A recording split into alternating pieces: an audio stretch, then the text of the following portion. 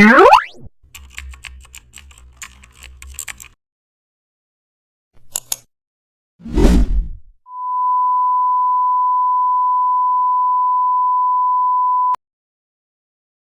tutorial shows how to create a professional testimonial quote card using Photoshop custom shapes, ideal for websites and social proof sections.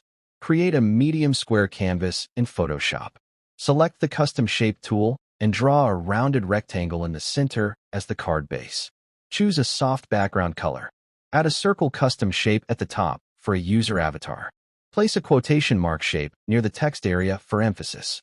Use the Type tool to add testimonial text, keeping line spacing comfortable. Add the username and roll below in smaller text. Duplicate the card, place it behind, apply a slight blur, and reduce opacity to create separation. Zoom out. The testimonial card now looks trustworthy and polished.